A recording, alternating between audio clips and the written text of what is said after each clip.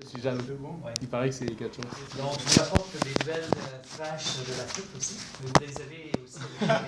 Mais l'important, c'est que vous revenez parce qu'au Burundi, là, faites attention. Hein? Oui, mais je suis rentré de bonne main là-bas quand même. OK. Ça va.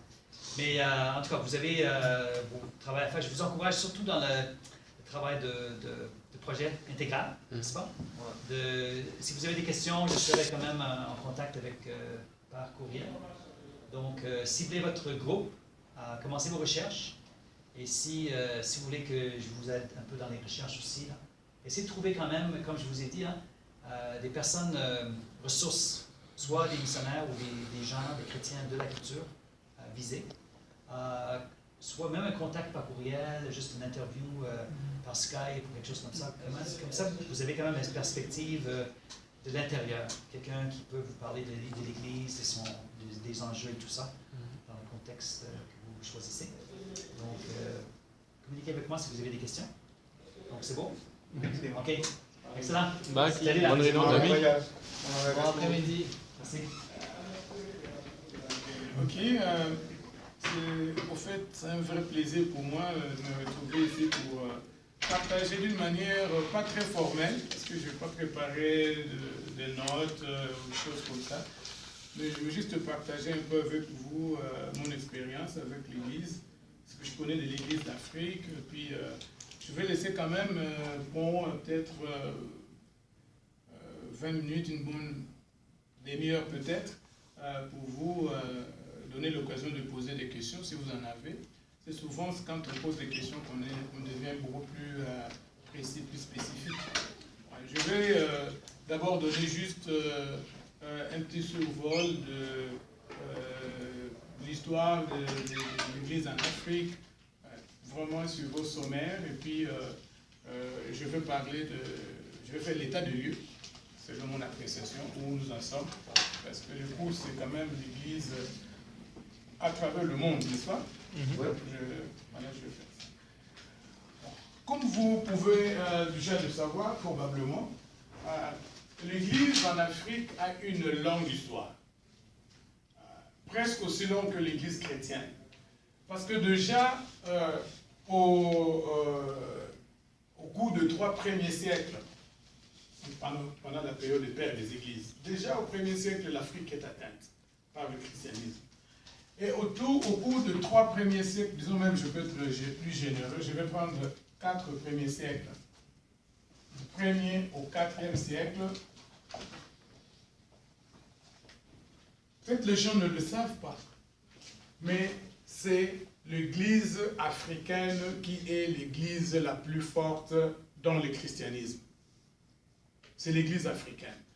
Quand on parle de l'Église africaine, on voit d'abord 2 éléments importants. Il y a d'abord l'école d'Alexandrie,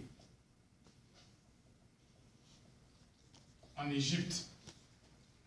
L'école d'Alexandrie, jusque bien plus tard que même le 4e siècle, l'école d'Alexandrie est l'école la plus importante dans la formation des catéchumènes. Quand on parle de catéchumènes ici, ce n'est pas comme on l'entend aujourd'hui, des gens qui se préparent au baptême 1-2 semaines, mais ce sont des gens qui se déplacent de toutes les régions de l'Afrique du Nord, ou même du Moyen-Orient, et qui vont rester là-bas 2 ans, 3 ans pour apprendre la parole de Dieu. L'école d'Alexandrie a joué un grand rôle, comme un certain d'entre vous le savent, par exemple, que c'est l'école d'Alexandrie qui nous a légué une des méthodes d'interprétation à l'école d'Alexandrie. Ensuite, il y a aussi le rôle de père de l'Église qui étaient des Africains. Parmi eux, vous avez des gens comme Tertullien, vous avez Augustin, et ils sont nombreux. Ça ne sont que des liminaires. Donc pendant ce temps, l'Église est forte en Afrique. La région qu'on appelait la région Afrique était la région la plus importante, la plus solide, la plus forte. Et la théologie chrétienne est fortement marquée par cette influence de l'Afrique. voit par exemple certaines controverses, certains débats dans l'Église de ce temps-là. Ces controverses et ces débats sont nés en Afrique. Par exemple, jusqu'au IVe siècle, comme nous le savons, l'Église est persécutée. Et la persécution a été plus féroce en Afrique, donc l'Afrique du Nord. Et après, au IVe siècle, l'Église devient libre. D'abord avec Constantin, l'Église a accepté, Constantin lui-même adhère à l'Église sans se faire baptiser, bien sûr, mais l'Église devient pas seulement tolérée, mais acceptée. Et juste son successeur, celui qui l'a suivi au trône, il proclame l'Église de l'État. Donc ça devient l'Église officielle. Qu'est-ce qui arrive? Dès le moment que la persécution s'est arrêtée avec Constantin, il y avait certains membres de l'Église, et parmi eux, il y avait même des évêques qui, sous pression de la persécution, avaient renié le Christ, avaient renoncé à leur foi. Maintenant qu'il n'y avait plus de persécution, ces gens-là voulaient revenir à l'Église. Et cela a créé beaucoup de tensions dans l'Église. C'est parmi les questions les plus débattues à l'époque. Peut-on les accepter comme tels? Pour une bonne partie de fidèles, cela n'était pas le cas. Ils avaient renié le Christ et bye bye, au revoir. Pour d'autres, non. Ils l'ont fait sous pression, sous duresse, ce qui veut dire que même quand ils ont renié Jésus, au fond de leur cœur, ils étaient toujours des chrétiens, ils n'avaient jamais renié la foi. Donc ils pouvaient revenir. Il y a un troisième groupe qui disait, oui, ils pouvaient revenir, mais ceux qui avaient des responsabilités dans l'Église ne peuvent pas assumer ces responsabilités. D'ailleurs, quand on revient, on redevient catéchumène, on réapprend le tout. Il y avait même des gens, déjà à cette époque-là, on débat de la question du rebaptême. C'est l'Église d'Afrique qui a donné toute cette histoire-là. Quand on lit Saint-Augustin, qu'il s'agisse de Civitate Dei, de la cité de Dieu, ça reflète la réalité de l'Église africaine, parce qu'effectivement, il répond à ceux qui tenaient à ce que l'Église soit une Église parfaite, qu'il n'y a pas de gens qui renient Jésus, qui reviennent à l'Église. Augustin dit non. Il y a deux réalités. Il y a une réalité terrestre et une réalité céleste. La réalité terrestre restera toujours ambiguë. Mais il y a une réalité céleste où il n'y a que des chrétiens parfaits. Et c'est la même réponse qu'il donne pour apaiser ou rassurer les citoyens romains qui se demandent pourquoi que maintenant que Rome était dirigée par des chrétiens, Rome doit tomber. Et entre les mains des barbares. Il dit la même chose. Civitate Dei, c'est la cité, Rome c'est la cité terrestre. Mais il y a une cité céleste qui est autre, qui est éternelle. Bon, voilà un peu comment l'Afrique a informé la théologie. Celles-là ne sont que des illustrations. Et à part cette présence remarquable de l'Église africaine au 1er siècle de l'Église, il y a aussi l'Église éthiopienne.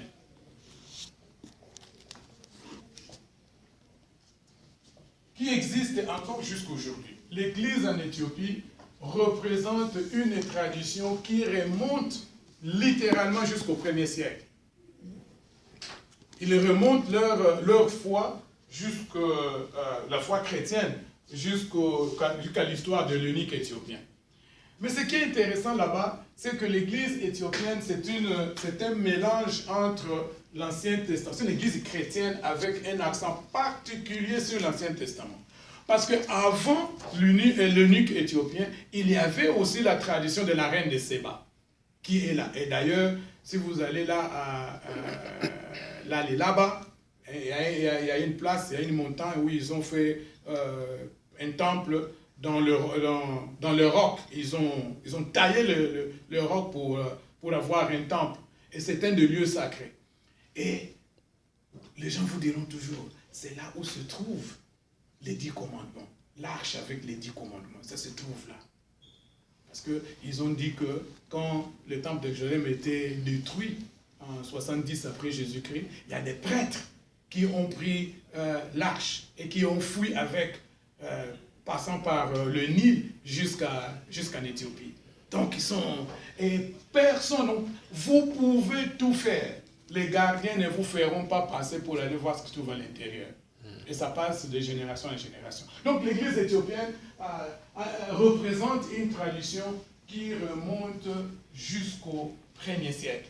Donc c'est une tradition ancienne. Il y a des différences. Ils sont un peu nestoriens. Ils sont un peu... C'est pas vraiment comme l'église occidentale telle que nous la connaissons aujourd'hui. Mais c'est une tradition chrétienne.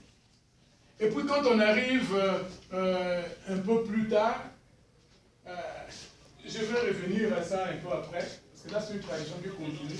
Un peu plus tard, on va arriver au 15e siècle. L'Afrique est évangélisée depuis le 15e siècle. Ça fait longtemps. Ici, en 1800, non, pas 1800, en 1483. En 1483, bien avant, un peu plus de 10 ans avant la découverte des Amériques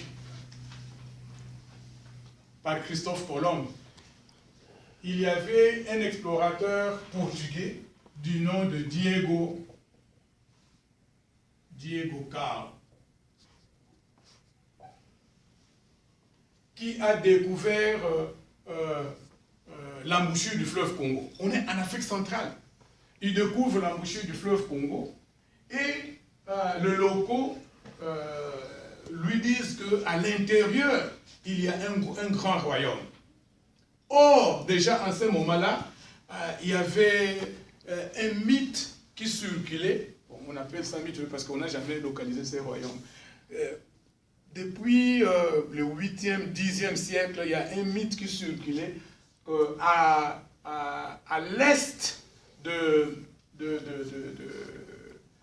d'Alexandrie. Si on va, la géographie n'était pas encore bien maîtrisée. Si on continue à l'est d'Alexandrie, il y a un grand royaume dont le roi est un prêtre. C'est le mythe du prêtre Jean.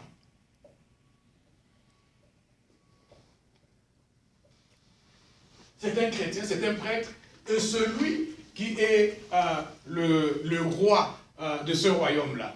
Et dans ce royaume, ils sont tellement chrétiens qu'il n'y a pas de police, il n'y a pas d'armée, il n'y a ni vol, ni prostitution, ni quoi que ce soit. Et dans ce royaume, il coule un grand fleuve. Un grand fleuve qui, dans son lit, charrie l'or, le diamant et tout ça. Et le palais royal n'a pas besoin de lumière parce que l'or et les autres matières premières ou les bijoux que porte le roi Jean suffisent pour éclairer le palais entier.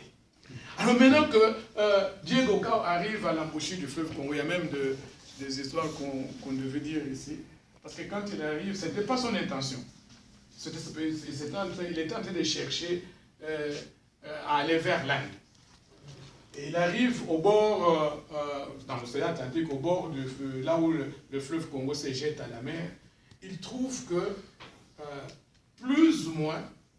à plus ou moins 180 km, l'eau était encore douce et puis l'eau était encore colorée. Mais ça doit être une rivière puissante qui déverse ses eaux dans l'océan à tel point qu'à 180 km, l'eau est encore douce. Et puis il y a encore la couleur de cette rivière-là. Lui, il était curieux, un explorateur.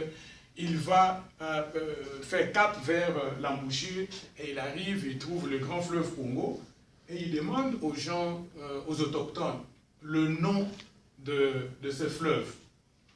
Et les autochtones lui disent, ce fleuve, c'est le fleuve Congo, c'est pour nous, c'est pour nous.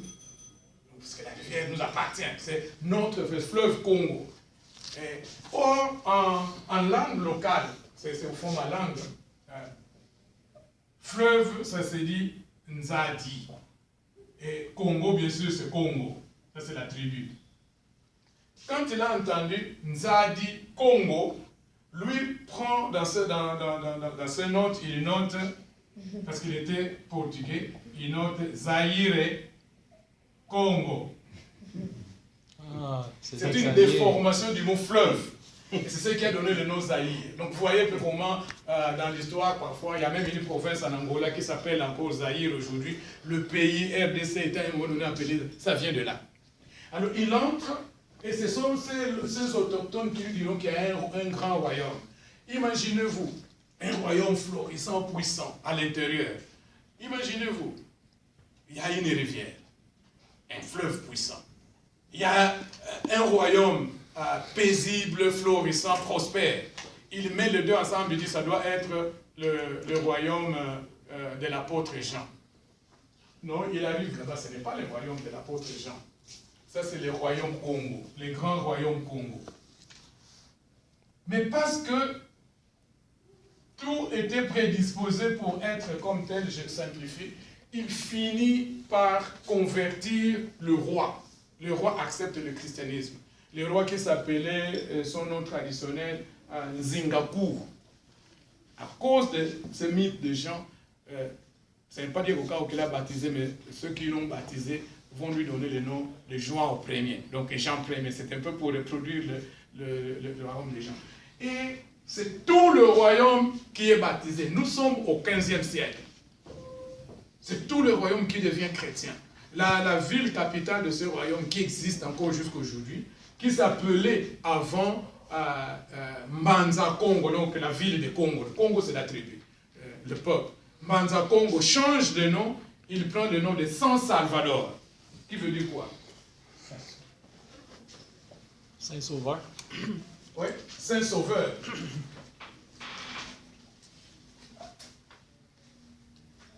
Au 15e siècle. Mais vous savez que l'ouverture, parce qu'au 15e siècle déjà, au début du 16e siècle, à cause de cette relation, il y a des correspondances formidables entre le roi du Congo et le roi du Portugal. Le roi du Congo et le roi du Portugal signent des accords. C'est une relation de partenariat. On prend des jeunes de la famille royale, on les envoie au Portugal pour étudier. Et avant même la réforme protestante, le premier évêque africain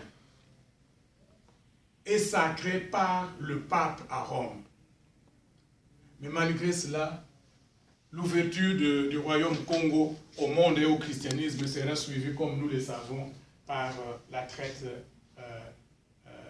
des nègres, donc l'esclavage. Et quand, pour le temps moderne,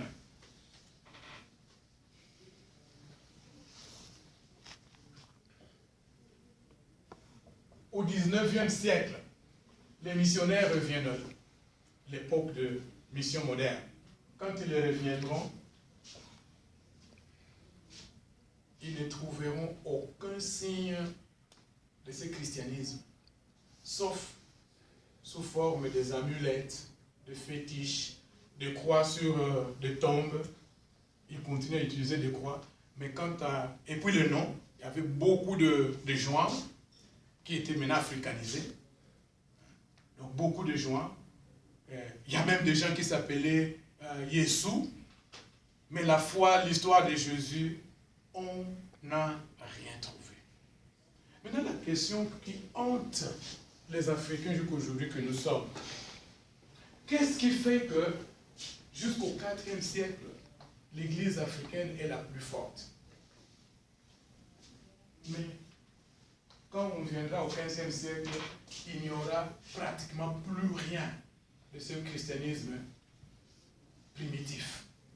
Qu'est-ce qui fait qu'au XVe siècle, le christianisme connaît un grand succès dans son évasion en Afrique, et quand on arrive au XIXe siècle, il n'y a rien qui est resté de ce christianisme-là?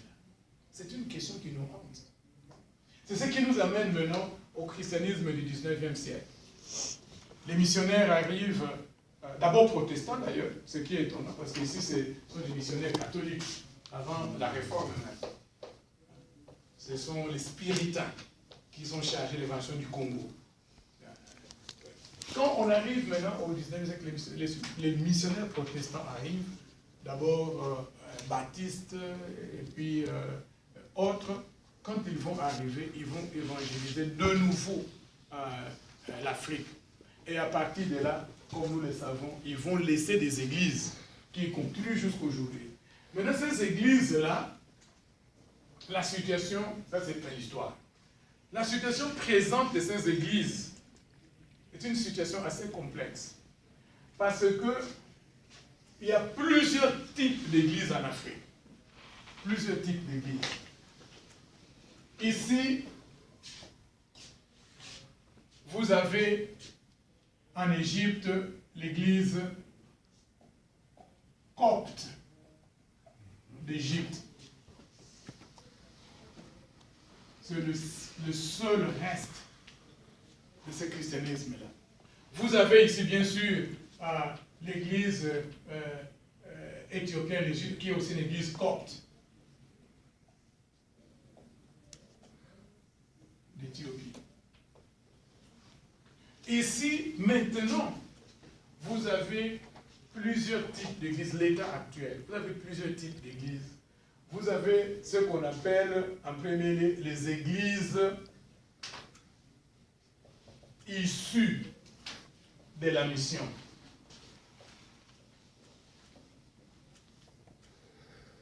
Les églises issues de la mission, ce sont des églises baptistes, ce sont des églises presbytériennes, ce sont des églises catholiques, parce que les catholiques aussi viennent. Donc, c'est des églises catholiques, ce sont des églises méthodistes, ce sont toutes les anciennes dénominations qui ont envoyé des missionnaires en Afrique vont créer des églises qui vont suivre le modèle des églises mères, comme on les appelle, églises mères.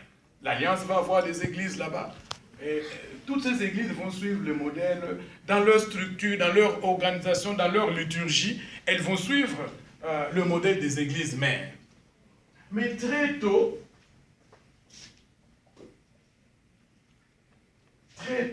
dans l'histoire des églises, il y a émergence des églises africaines indépendantes.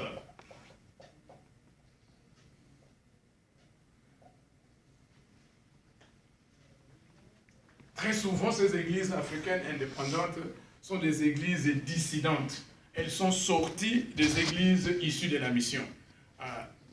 Et pour la plupart des cas, elles sont sorties des églises issues de la mission pour la simple raison que, au moins les leaders qui ont créé ces églises estimaient que les églises issues de la mission ne prenaient pas assez en compte les réalités africaines. Elles n'étaient pas assez contextuelles. Donc, on va opposer l'église des Blancs, c'est-à-dire les églises issues de la mission, et les églises des Noirs. Il y a beaucoup de ces églises qui s'appellent églises des Noirs en Afrique. L'église des Noirs, ce sont des églises indépendantes africaines qui n'ont aucun lien avec les églises issues de la mission. Il n'y a pas d'église mère. Dans les temps modernes, avec la poussée du pentecôtisme, ça c'est deux. Avec la poussée du pentecôtisme, il y a aussi maintenant des églises pentecôtistes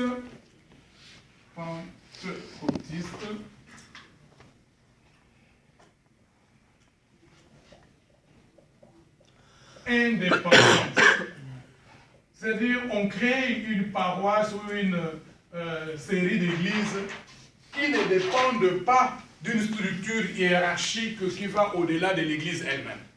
Et ça, c'est un phénomène, surtout les 30 dernières années, ça c'est le plus grand phénomène. Et la plus grande croissance de l'Église en Afrique est en train d'arriver au sein de ces églises pentecôtistes indépendantes. Ça, c'est le tableau sur le point de vue de l'Église en Afrique. Il y a des particularités. Les églises issues de la mission ont leurs particularités, des points faibles comme des points forts, les points forts comme une structure hiérarchique, il y a l'ordre, il y a l'harmonie, ils ont des écoles, ils ont des hôpitaux, ils sont engagés dans plusieurs secteurs de la vie. Ce sont des églises qui sont là pour la plupart depuis plus d'un siècle. L'Alliance est là depuis 1884. Les baptistes sont là depuis 1879. Ainsi de suite, ainsi de suite. Donc, ce sont des églises qui ont des structures assises, des structures avérées, testées, des structures qui sont respectées. Tandis que les églises indépendantes, elles aussi africaines indépendantes, elles aussi ont fait un grand progrès. Au départ, dans leur désir de ne pas se conformer aux églises de blancs, au départ, ils ne voulaient même pas de temple, au départ, ils ne voulaient même pas des écoles, pas d'hôpitaux, rien. Tout se faisait autour du leader. Et ça, c'est la particularité de ces églises. Parce que la théologie, c'est la théologie du leader. C'est la pensée du leader et la pensée de l'église. Mais après, parce que ces églises-là sont nées, certaines ont maintenant 100 ans, mais pour la plupart, c'est moins de 100 ans. Bon, les gens meurent. Quand le leader meurt, et souvent ça revient à ses enfants, ou un de ses enfants. Et l'enfant continue, et petit à petit, maintenant, les changements commencent à venir. Mais ce qui est comme particularité dans ces églises, c'est leur désir farouche de garder la dimension africaine de l'expérience chrétienne. Bon, elles sont des églises farouchement africaines. Mais sur le plan social, certaines de ces églises commencent à prendre de l'ampleur, qu'elles sont aussi des églises qui participent à la vie de la nation. Il y a quelques exemples à prendre ici. Il y a une exception notoire. Il y a une église en Afrique qu'on appelle l'église des Haris en Afrique de l'Ouest. Comme vous pouvez le voir, Haris, c'est un nom occidental. Haris était venu du Libéria. Pour ceux qui connaissent l'histoire de l'Afrique, ils savent qu'à un moment donné, les Américains ont acheté une partie de terre en Afrique dans le souci de prendre les esclaves libres et les renvoyer en Afrique. C'est le Libéria. Jusqu'à présent, le drapeau, c'est un drapeau américain. La monnaie, c'est le dollar américain. Ça, c'est un pays qui a été créé au 19e siècle, mais ça continue à exister. Donc, ils ont aussi des noms qu'ils ont amenés à partir des États-Unis. Donc, Harris est venu de là. Mais ce qui est intéressant, c'est que ce monsieur Harris n'avait jamais entendu parler, parce qu'il est né, parce que ça faisait des siècles, il n'avait jamais entendu parler de Christ ou de l'Église. Mais il a eu une vision. Et dans cette vision, on lui a donné un livre. Il lui dit, va annoncer à travers ces villages, tout ça partout, qu'il y aura un messager qui va venir vous expliquer ce livre. Et il a fait. Il ne savait pas lire, il ne savait pas écrire. Et il a pris son bâton de pèlerin et il a circulé partout en Afrique de l'Ouest. Il a créé des congrégations dans le but d'attendre celui qui viendrait, un messager qui viendrait pour expliquer le contenu du livre. Et vous voyez, quand maintenant les missionnaires vont venir, qu'ils vont parler de la Bible, eux étaient déjà prêts. Mais maintenant, au lieu de se joindre à eux, pour eux, leur loyauté, c'était à Harris. Ils n'ont pas rejoint les églises, ils attendaient Harris qu'il les revienne. Et jusqu'à présent, 100 ans après, l'église Harris continue à exister. Continue à exister. Et l'autre exemple, c'est probablement la plus grande église africaine indépendante. c'est l'église kimbanguiste. Si vous faites un peu de recherche, vous allez entendre parler de ça. Cette église qui est née pas très loin de chez nous, donc c'est l'ère du royaume Congo dont nous sommes originaires. Ce monsieur était un catéchiste de l'église baptiste britannique, parce qu'il y avait des baptistes américains, des baptistes britanniques. Lui était de l'église baptiste britannique. Un catéchiste. Et puis dans les années 20 quelques, il est rempli du Saint-Esprit. Il est revêtu, il reçoit un don de guérison. Il passe d'un village à un autre, proclamant bien sûr le message de la repentance, c'est un peu comme Jean-Baptiste, que les gens abandonnent leur péché, tout ça, et priant pour le malade. Et partout où il passait, c'était un grand succès. Mais avec le temps, dans les années 20, sa prédication prend une connotation, si vous voulez, un peu politique. Ce que vous trouvez aujourd'hui dans la théologie de la libération, lui déjà dans les années 20, il commence à le lire, l'égalité entre les races. Et le fait que c'est anormal que l'homme blanc vienne nous diriger. Ce pays, disait-il, sera dirigé par un noir. Et comme pour illustrer son message, on ne sait pas, nous sommes en l'an 1920, on ne sait pas comment et d'où il a même sorti une monnaie où l'effigie dans la monnaie c'était, au fond c'était son effigie, mais c'était un noir. Cela a frappé l'imaginaire des gens. Que quelqu'un puisse avoir le courage de dire ça. Nous sommes au Congo belge et l'église catholique c'est la religion d'État. Et il a osé. Il a osé. Bon, il est arrêté par le Belge, accusé de subversion. Et il est jugé et il est condamné à mort. Il est condamné à mort, il est envoyé à l'est du pays, à Lubumbashi, où il va mourir en prison parce que sa peine était commuée à perpétuité. Et avec sa mort, au lieu que son message meure, il y a une église qui naît, qui prend même son nom. Et c'est une église farouchement africaine, même quand elle était acceptée au sein du Conseil œcuménique des églises.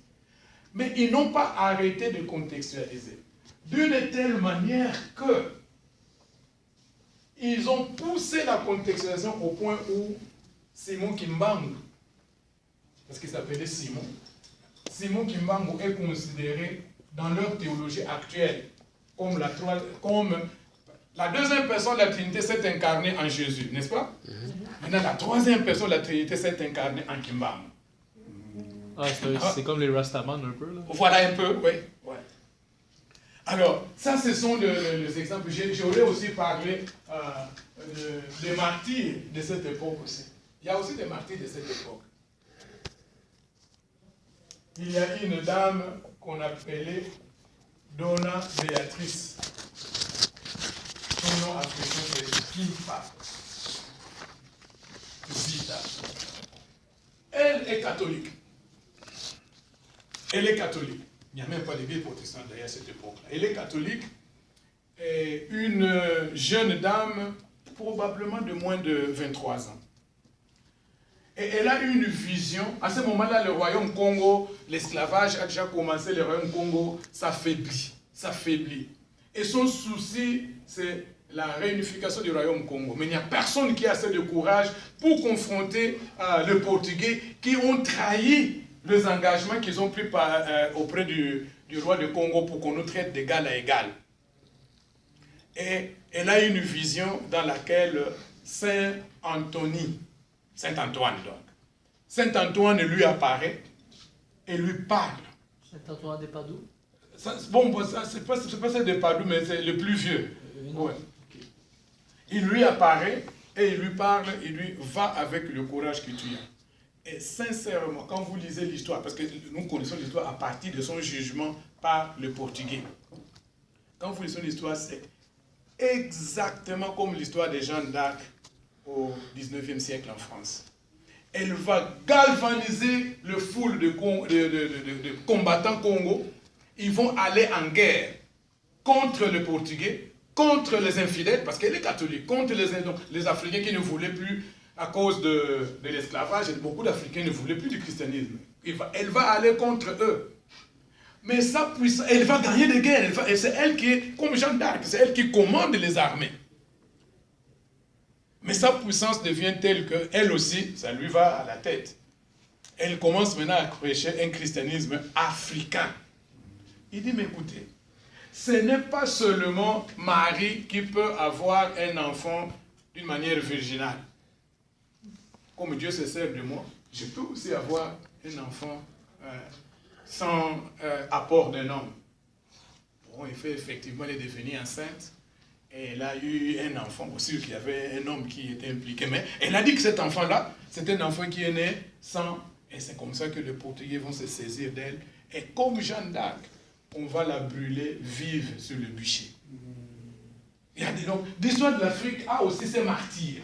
Et les martyrs de l'histoire de l'Afrique, pour la grande partie, ont payé le prix parce qu'ils voulaient africaniser le christianisme, peut-être l'africaniser à outrance, dépassant les limites, mais c'était la raison principale. Alors vous avez ces réalités qui sont là, avec les églises issues de la mission, qui font un effort pour se conformer à un modèle, au modèle de l'église mère. Vous avez des églises africaines indépendantes qui veulent africaniser à outrance, et enfin viennent des églises pentecôtistes indépendantes. Celles-ci aussi vont connaître un grand succès parce qu'elles vont s'approprier de certains thèmes qui viennent de la culture, comme par exemple le miracle, le mystique, la guérison, la puissance dans la prière ou quoi, les incantations, les délivrances. Parce qu'elles vont exercer ces églises, leur ministère, en s'appuyant sur ces thèmes-là, ces églises vont connaître un succès fulgurant. Mais maintenant, si telle est la situation, qu'est-ce que nous pouvons dire de l'église en Afrique? Il est vrai, l'église africaine est en train de croître d'une manière exponentielle. Il n'y a pas une région du monde où l'église connaît une croissance aussi fulgurante que la croissance de l'église en Afrique. Vous vous rendez compte? Les missions sont rentrées en Afrique au 19e siècle. Au début du 20e siècle, 1910, il y avait en Afrique à peine 3 500 000 chrétiens. Aujourd'hui, 100 ans après, en Afrique, il y a 350 millions de chrétiens. Et à l'allure où vont les choses, même si, excusez que cela arrive, mais même s'il n'y a aucune conversion, juste par la croissance naturelle,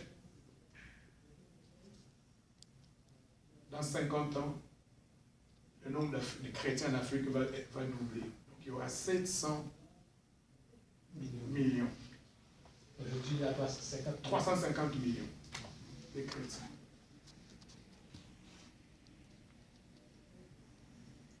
Donc, c'est une église qui croit. Mais est-ce que cette croissance doit rester la seule mesure pour l'église? Non. Il y a aussi des inquiétudes. Parce que on a souvent décrit l'église d'Afrique comme un grand lac de 10 km de largeur, mais d'1 centimètre de profondeur. Le grand défi pour l'Église africaine aujourd'hui, c'est un défi de contextualisation théologique. Vous savez, les théories missionnaires ont parlé de 3 cercles, n'est-ce pas?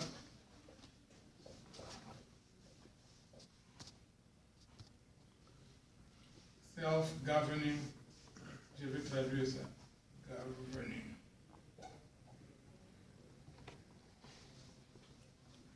Self-propagating. Et puis self, j'oublie maintenant le troisième, c'est self.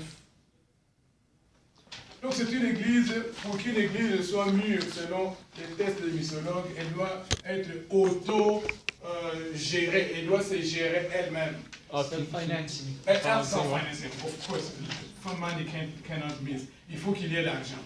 Elle doit s'auto-gérer, donc elle est gérée par elle-même. Elle doit s'auto-propager. Et puis elle doit s'auto-financer. Mais ce qui le plus grand besoin en Afrique, ce n'est ni le premier, ni le deuxième, ni le troisième. Mais le plus grand besoin en Afrique aujourd'hui, c'est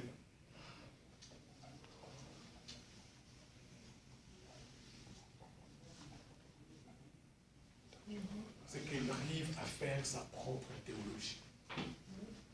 Ça, c'est le grand défi.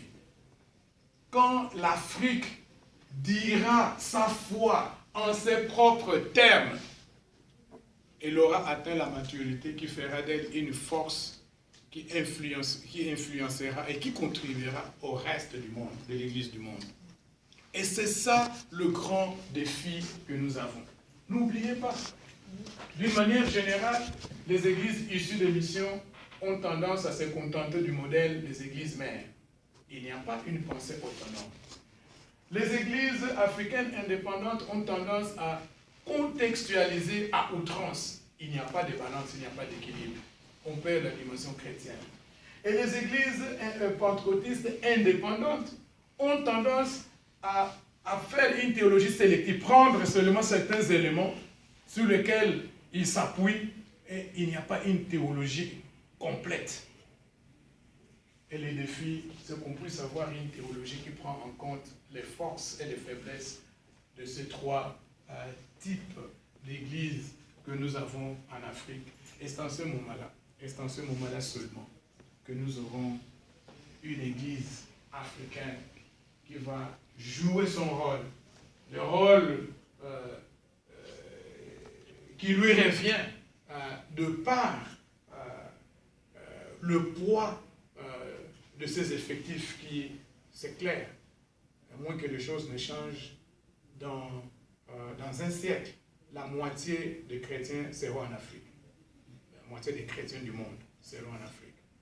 Voilà un peu la situation de l'Église en Afrique, et je voudrais vous donner l'occasion de pouvoir poser vos questions et tout ça. Et faire vos commentaires. Oui. C'est par rapport à l'Église, et surtout l'Évangile de prospérité. C'est quoi cette... je sais pas, c'est juste, je suis curieux de savoir comment ça fonctionne, qu'est-ce que ça apporte, et est-ce qu'il y a certaines dérives dans l'Église à cause de ça, parce que je sais que l'Église évangélique n'est pas très d'accord avec ça. C'est ça, comment ça fonctionne, parce que j'ai déjà entendu qu'il rassemble beaucoup, plusieurs milliers de croyants, de fidèles. Comment ça fonctionne en fait? C'est quoi cette... Ouais. L'évangile de la prospérité, c'est un des thèmes qui est utilisé par les églises pentecôtistes indépendantes. Et ce thème trouve écho en Afrique. Au fait, il est même plus populaire en Afrique qu'ailleurs, pour des raisons évidentes. La première raison, peut-être la plus simple, elle est sociologique. Dans un cadre où 80% de la population vit dans la pauvreté, ce n'est que normal que les gens aspirent à quelque chose de meilleur.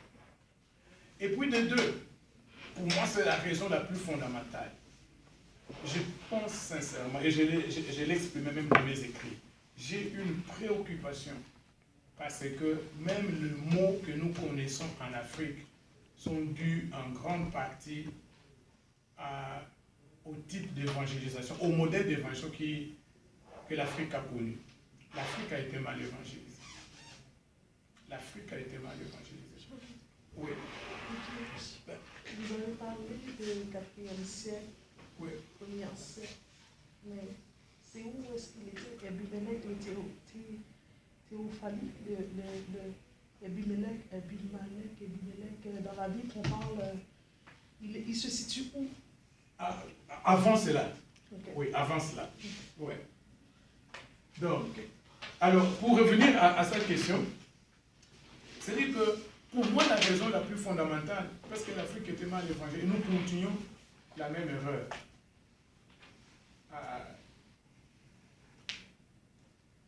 Dans la tradition, les religions africaines traditionnelles étaient des religions du spectaculaire, des religions du spectaculaire, qu'est-ce que je dirais encore, du mystère, de choses comme ça. Alors maintenant, qu'est-ce qui arrive en Afrique? C'est que la dimension du miracle, du spectacle est renforcée. La dimension du miracle, il y a des gens, le médecin lui dit, dans nos églises, le médecin lui dit que votre mari est séropositif. Vous ne pouvez pas convaincre l'épouse de se protéger. Parce qu'il dit, non, Dieu va aider. Dieu va aider. Il y a des gens qui sont éduqués. Moi, je connais un de ma famille, un médecin au Congo. Il va faire sa spécialité en France. Il est, c'est pas dans son domaine là. Il est une sommité. Il enseigne à l'université. Il est chargé du département à l'hôpital universitaire, CHU. Mais il attrape la sarcome de Kaposi, donc le cancer de la peau. Oui, c'est ça, qui se développe très vite. Qui se développe très vite. C'est ça, sarcome de Kaposi. On lui dit, arrête tout, on va te soigner parce que c'est une forme de cancer très agressive. Oui, c'est ça, effectivement. Il dit, non, je comprends pourquoi je suis malade. Je suis malade parce que ma tante au village regrette et se plaint toujours parce que je ne lui ai jamais acheté quoi que ce soit. Donc il faut que j'aille trouver ma tante, que je lui apporte des cadeaux, tout ça. Et il quitte la France pour venir d'abord au village pour apaiser sa tante. Et sa tante qui est contente parce qu'il y a aussi la manipulation. Hein. Elle voit tout ce qu'elle apporte. Elle dit, bon, ne t'en fais pas, ça va disparaître, on va mettre de l'huile de palme, tout ça, tout ça. Et il en meurt. Il est mort? Il est mort. Je connais des gens dans nos églises pentecôtistes, un diplômé de Harvard qui devient le gérant, le directeur, qu'on appelle ça, président du gérant adjoint de la Banque centrale. Et il vient, il touche son premier salaire, il prend le tout. Il va remettre au pasteur pour que le pasteur prie afin que Dieu lui donne 100 fois plus que ce qu'il est allé. Il est allé s'aimer donc. Il part là-bas pour aller s'aimer. Excusez-moi, c'est de la folie. Je connais des taximens qui vient au travail, il ne remplit pas son réservoir. Il est avide, il dit, non, pasteur, venez seulement, Dieu va aider. Dieu va aider. Parce que là, on a prié, donc Dieu va aider. J'ai dit non. Il faut d'abord acheter du carburant, et puis enfin Dieu va aider. Vous comprenez un peu? Mon propre chauffeur, vous l'envoyez au garage. C'est une expérience vraie. Il part au garage. Parce qu'il y a un problème avec le véhicule. Mais il y a aussi un voyage. Je le vois rentrer avec le véhicule. J'ai dit, mais Mato, est-ce qu'on a terminé? Il dit, non, on n'a pas terminé, mais allons seulement, Dieu va aider. J'ai dit, non. Tu rentres au garage, quand on aura fini la réparation, Dieu va aider, il va nous protéger en route. Oui. Bon. Alors, je vois un certain mariage entre la foi chrétienne et le fétichisme. Exact. Dans vos approches. Exact. Comment est-ce que l'Église chrétienne en Afrique peut être libérée de toutes ces emprises? C'est l'enseignement théologique, surtout. Deuxièmement, Parce que, s'il vous plaît, parce que ce qu'il dit là, c'est... Donc, nous croyons quand nous prêchons en Afrique surtout. En Afrique, c'est le seul milieu que je connais où, même maintenant, je peux vous embarquer, nous payons les billets, nous atterrissons à Kinshasa ou à Yaoundé ou n'importe quelle ville d'Afrique. Et puis, s'il y a un guitariste ici, c'est tout ce dont nous avons besoin. On va prendre sa guitare et puis il monte sur un tonneau et il se met à jouer à la guitare et il chante. Les gens vont venir, ils sont curieux. Ils vont venir et puis quelqu'un va parler et puis ils sont curieux parce qu'ils veulent savoir ces blancs-là de quoi ils parlent. Donc ils vont venir, il faut écouter. Puis il y a appel qui veulent accepter Jésus. 80% de la foule va accepter Jésus. Et si vous voulez, vous pouvez commencer une église déjà là-bas. Mais, ce que nous devons savoir, c'est qu'en Afrique, quand vous dites Dieu, ce n'est pas la même compréhension que les gens ont des dieux que vous avez peut-être ici à Montréal ou quoi. Zambé. Oui, Nzambe, oui, c'est ça. Mais pour eux, c'est un dieu fétiche, c'est un dieu qu'on manipule. Vous priez, il n'y a pas de réponse, il va chez l'autre pasteur. S'il n'y a pas de réponse, il va chez le prêtre. Non, il va faire le tour. Parce que pour lui, Dieu, quand il prie, Dieu répond. C'est le fétiche, c'est le dieu fétiche. C'est le dieu fétiche. Maintenant, je ne sais pas par où commencer. Je suis content, moi j'ai des questions. C'est quoi la raison pour laquelle l'Église éthiopienne était toujours écartée, protégée de la contamination ou de la corruption islamique, musulmane, catholique? Pourquoi ils sont restés isolés s'ils sont comme une communauté très petite? Mais pourquoi ils ont gardé la Bible avec le livre des noms aussi? Parce que c'est quelque chose de vraiment attirant pour moi. En Égypte, hein? Non, éthiopienne. L'église éthiopienne? Oui. Oui. Ah. C'est la seule qui a la Bible avec le livre des notes. Oui, le livre des notes dans leur canon. Parce que comme je l'ai dit, il y a deux sources pour l'église éthiopienne. Oui. Il y a d'abord la reine de Saba. Ah, la reine de Saba. La reine de Saba, ça c'est, pour nous, nous disons communauté. Il y a même des gens qui pensent que c'était mythe. Une reine qui serait venue d'Orient et qui est allée voir Salomon pour la consulter, mais apparemment elle était jolie parce que Salomon l'a prise et puis bon, Salomon, elle est devenue une des épouses. Salomon a fait avec elle un enfant. Mais en Éthiopie, la tradition qui part de la reine de Saba, la généalogie même le nom du fils de la reine de Saba est connu jusqu'aujourd'hui. Donc il y a toute une tradition qui découle de la reine de Saba. Donc c'est comme ça qu'ils ont l'Ancien Testament qui est venu avec cette tradition-là. Ils ont gardé cette tradition-là. Et puis de deux, il y a la tradition de l'eunuque éthiopien. En Éthiopie, ils connaissent même le nom de l'eunuque éthiopien. Il s'appelle Ménélec. Et quand l'eunuque éthiopien était baptisé par Philippe, et quand il rentre en Éthiopie, ils vous diront qui était la première personne que l'eunuque éthiopien, Ménélec, a baptisé en Éthiopie. Alors vous voyez, toute cette tradition-là, c'est préservé. La question que vous posez est une question fondamentale. Avec la présence islamique, la présence catholique, comme ça, comment ils ont pu préserver ça? Moi, sincèrement, je dis que c'est de la providence. Parce que vous savez que même sur le plan historique, l'Éthiopie est un pays africain, noir africain, mais qui n'a pas été colonisé. Il était occupé pendant un petit temps par l'Italie. Il n'était pas colonisé. Pourquoi? Moi, vu qu'ils ont des petits problèmes théologiques, c'est quand même bien de dire ça à la lumière de comment Dieu veut que nous voyons ça, la Bible.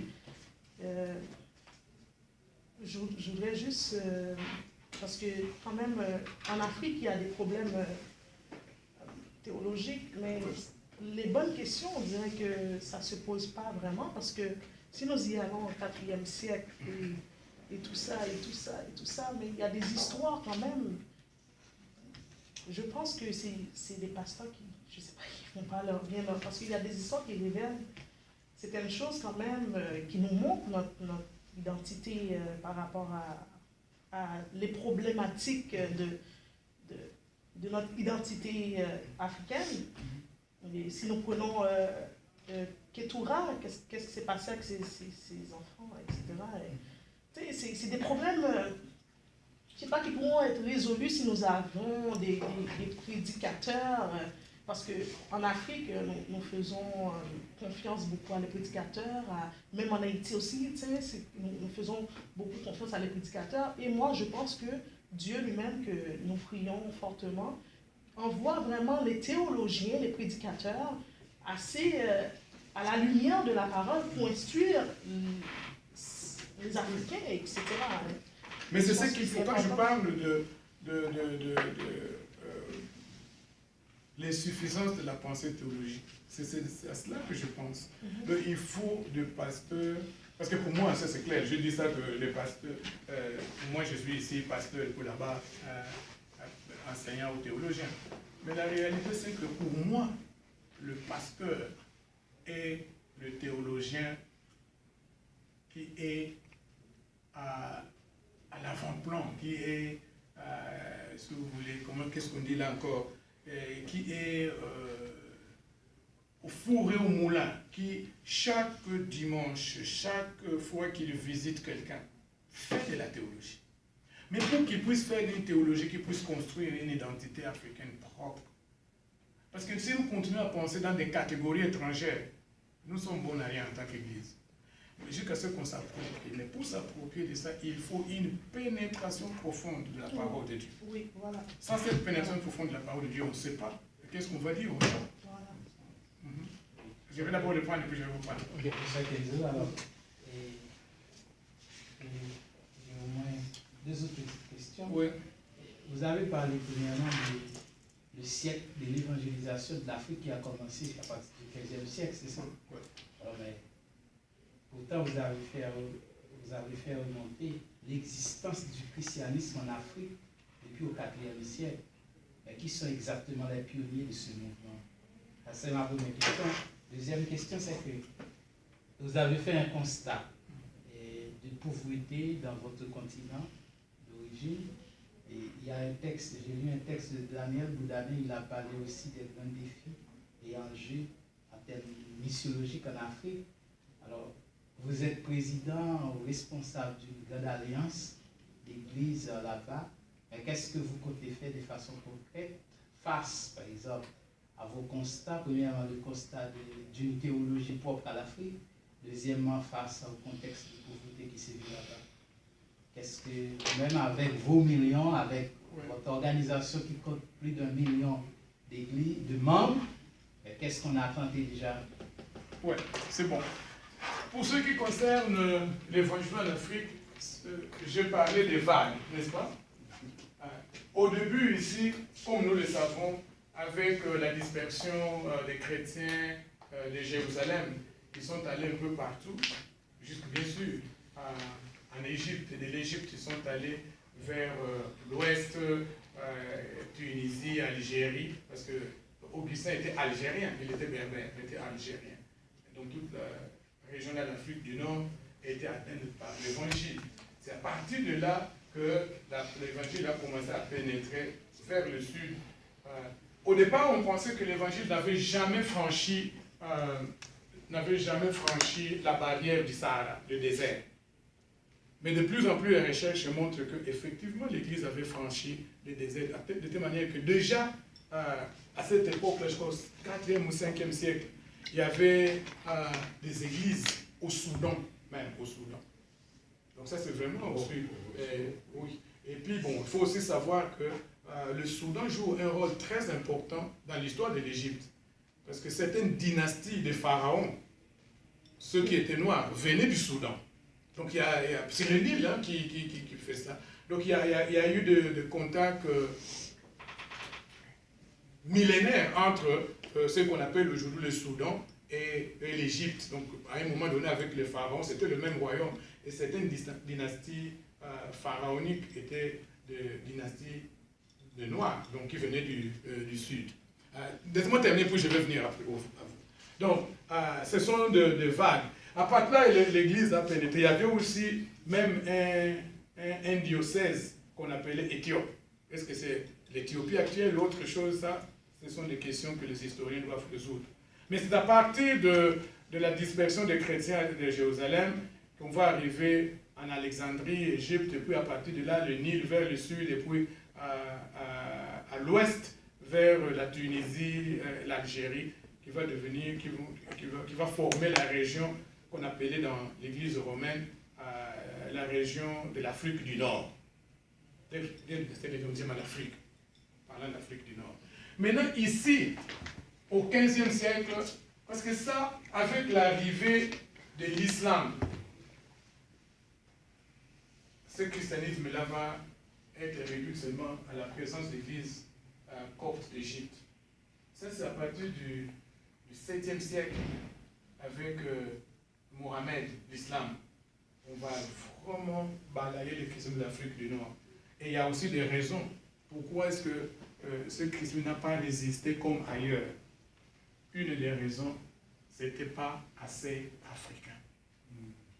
C'était le christianisme, la religion de l'élite.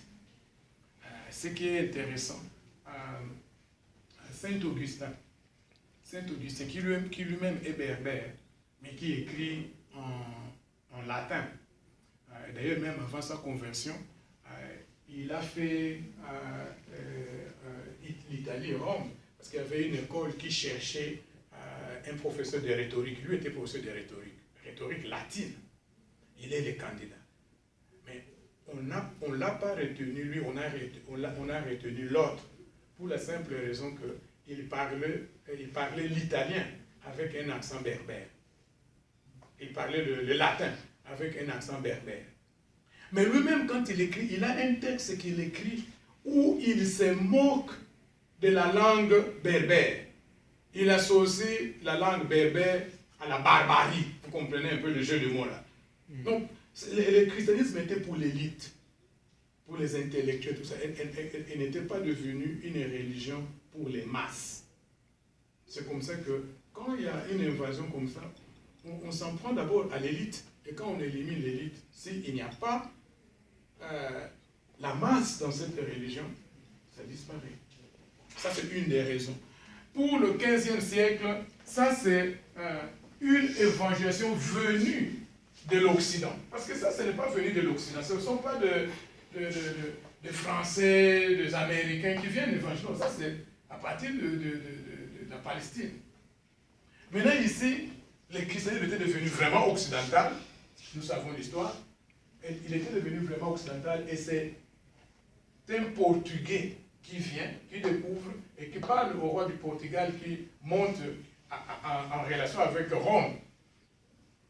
Rome qui envoie des missionnaires spiritains pour évangéliser. Et là aussi, à part l'esclavage, mais il y avait aussi une réalité. C'est que c'était aussi un christianisme de l'élite. Parce qu'ils ont évangélisé d'abord le palais royal pour descendre. Et pour le reste des régions, c'était une foi qui était imposée. Et quand maintenant, ceux qui vous ont apporté entre guillemets la bonne nouvelle, qui vous appellent des frères, commencent à vous mettre dans des chaînes pour vous envoyer contre votre gré, ça perd toute crédibilité. Donc c'est une des raisons qui avait fait que, je vous dis, jusqu'à présent, 5 siècles après, nous payons le prix. Moi, je suis de Boma. C'est là où se trouve même le siège de l'église. Si vous regardez la carte, c'est sur le fleuve Congo, à 60 km de l'embouchure, là où Diego a commencé. Mais tout ce corridor-là, qui part du fleuve Congo jusqu'à l'embouchure, l'église chrétienne est extrêmement faible. Parce que le subconscient est très fort. Hein? Donc les autochtones, jusqu'à présent, associent l'église chrétienne à l'homme blanc. Et les souvenirs enfouis de l'esclavage, parce que comme le fleuve Congo, c'était un grand fleuve, donc c'était l'autoroute pour prendre des esclaves. Donc ils ont le plus souffert que les gens de la forêt. Et c'est des gens de la forêt où nous avons plus de succès avec l'église chrétienne. Ils ont souffert, mais pas autant que les gens le long du fleuve. Parce que la forêt constituait une barrière naturelle. Et quand l'homme blanc arrivait, il fouillait dans la brousse. Donc, c'est ça. Donc, ça, c'est pour l'évangélisation. Maintenant, la deuxième question que vous posez, c'est une question fondamentale. Le contexte est un contexte de pauvreté. Mais quand on parle de l'Afrique mal évangélisée, ça fait partie de ça. Vous devez savoir que notre parti, au moins ma partie d'où je viens, était évangélisée au 19e siècle. Et à ce moment-là, il n'y avait qu'une théologie que les missionnaires apportaient. C'est la théologie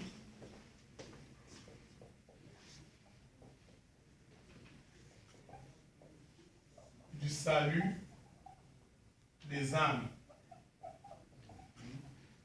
En d'autres termes, ils n'étaient intéressés qu'au salut des âmes.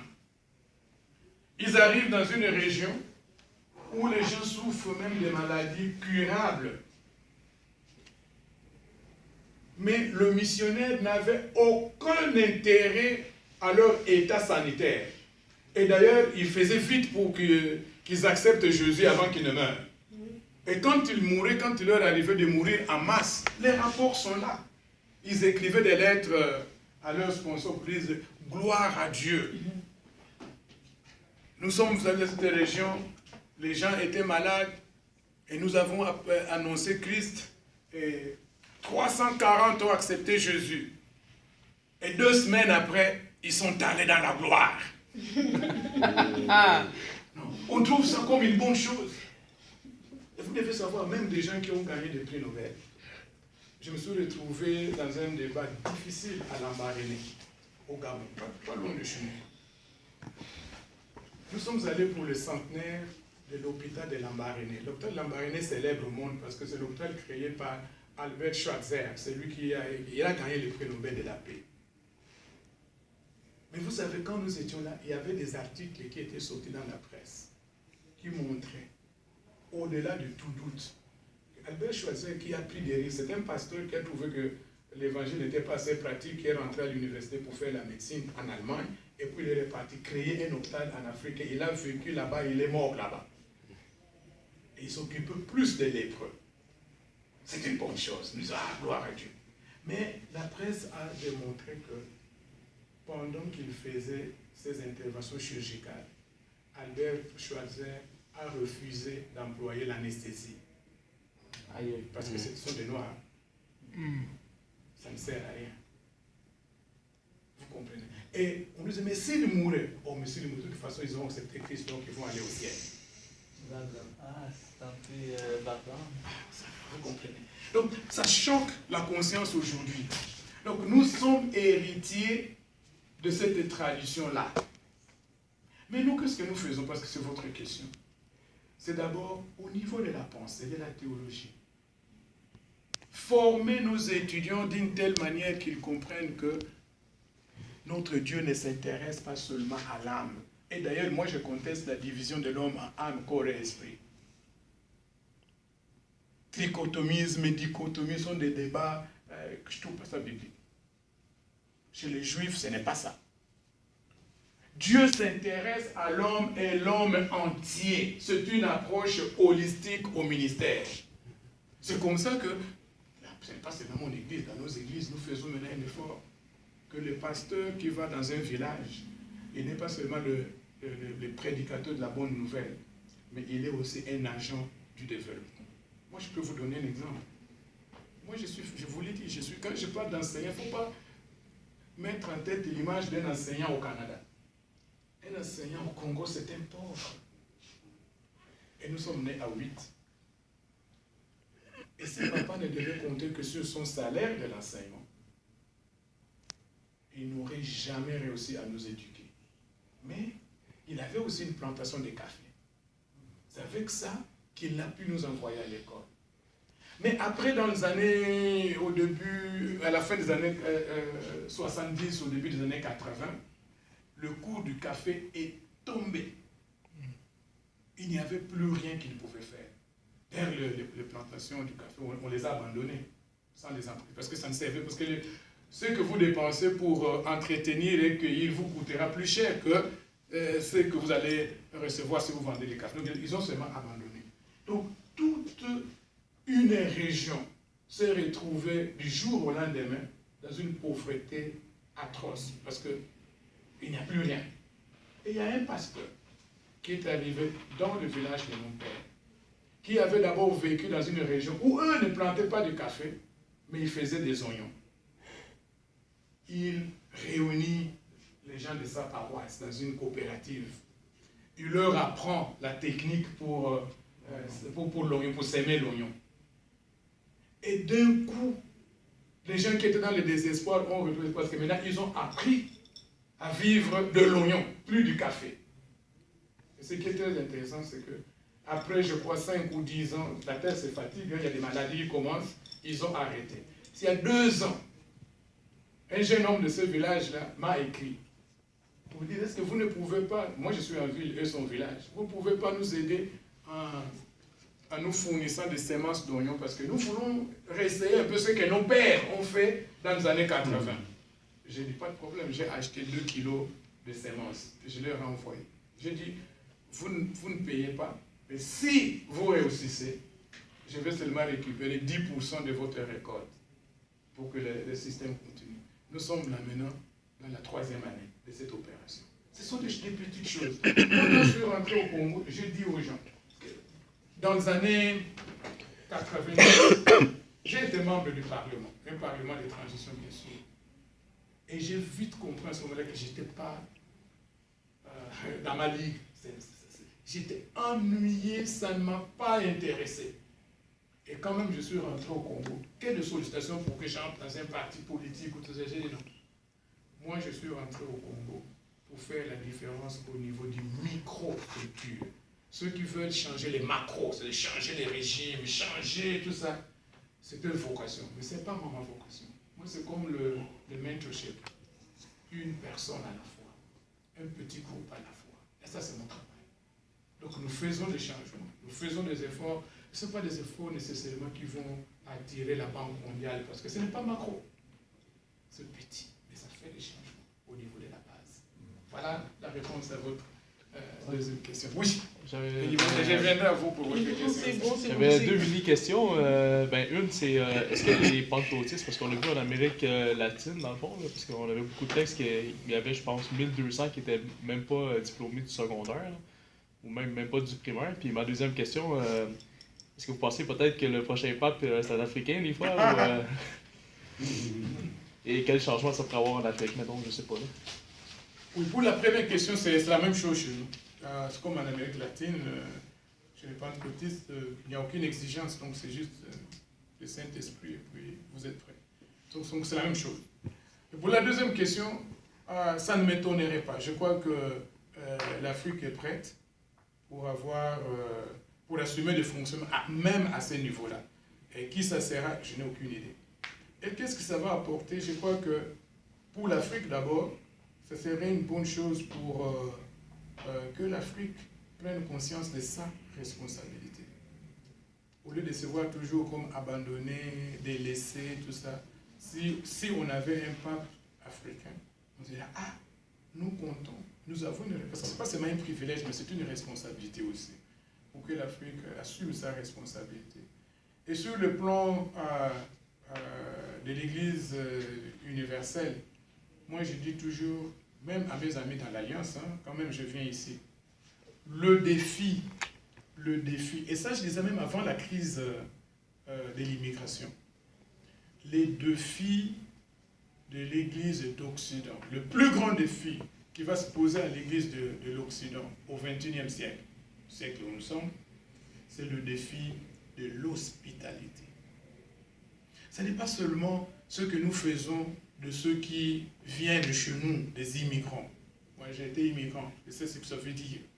Ce n'est pas seulement ce que nous faisons de ceux qui viennent chez nous. Le langage comme québécois de souche, tout ça. Est-ce qu'on s'ouvre à l'autre ou pas, au nom de Jésus? Et je ne voudrais pas que l'attitude de l'Église à l'égard des immigrants soit dictée par des décisions politiques. L'Église doit apprendre à parler avec sa propre voix Elle doit apprendre à parler pour elle-même. Il faut que les chrétiens fassent des choses parce qu'ils sont des chrétiens, non pas parce qu'ils sont des Canadiens ou parce qu'ils sont des Américains, mais parce qu'ils sont des chrétiens.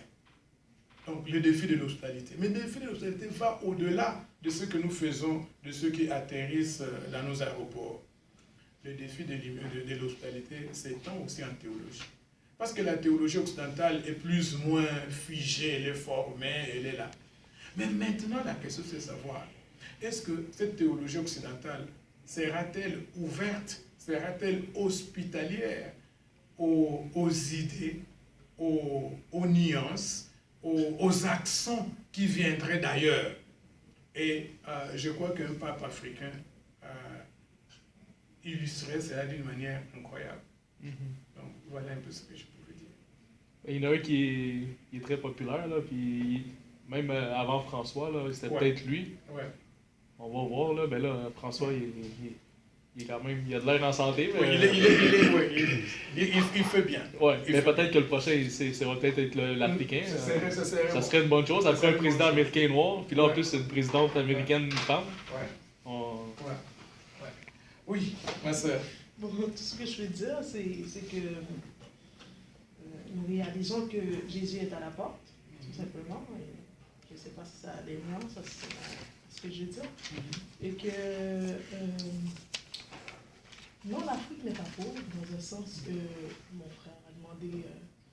Mais je pense que l'Afrique en tant que telle a assez de ressources. D'ailleurs, tout ce que nous voyons, ça provient de là. C'est les ressources, ça a assez de ressources en elle-même. Et c'est tout ce que je veux dire, c'est tout ce que je veux dire. Oui, c'est vrai. Moi-même, je viens d'un pays probablement, si ce n'est pas le plus riche du monde, peut-être l'un des pays les plus riches du monde, la RD Congo.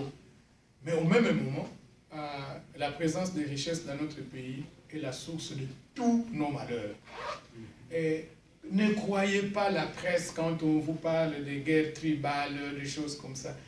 Soyons quand même un peu réalistes, même s'il faut parler des guerres tribales. Pourquoi est-ce qu'il n'y a des guerres tribales que là où il y a des diamants, là où il y a du coltan, là où il y a de l'or et tout ça, et là où il n'y en a pas, comme si les tribus n'existaient pas. Il y a un puits roche là, donc il y a quelque chose. C'est qu'il y a une manipulation parce que pendant que vous battez, vous détruisez,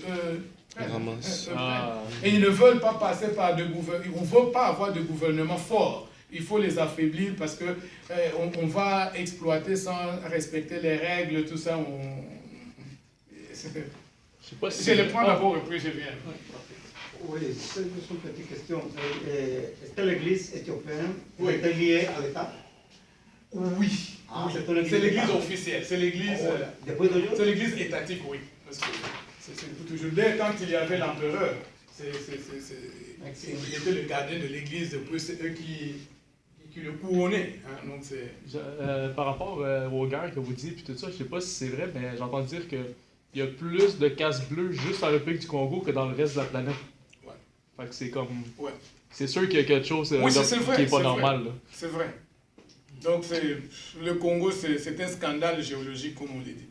Il n'y a pas que... Non, il y a tout. Il y a tout. Ouais. Et le diamant, les réserves, c'est la moitié des réserves du monde. Et tout, le cuivre, tout. Il y a tout ce que vous pouvez imaginer. N'eût été le Congo, on ne serait pas rendu à des téléphones de cette taille. Parce que les filaments qu'on emploie maintenant, ça vient du coltan. Et les coltans viennent du Congo. Donc si on avait des gouvernements forts, où on disait on arrête l'exportation du coltan, l'exploitation du coltan, vous verrez, parce que ça, la vertu du coltan, c'est que ça vous donne des filaments très très fins, mais qui ne se chauffent pas. Qui ne se chauffent pas. Mais si on arrêtait ça, on reviendrait... Au moins ma génération, nous l'avons vu quand on a commencé avec les téléphones cellulaires, c'était de tout des grosses affaires. Voilà, une grosse affaire. Mais donc, c'est ça.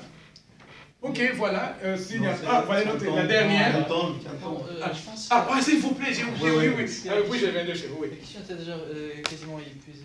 C'est juste l'instigation qui se produit sur des tribus de cette guerre.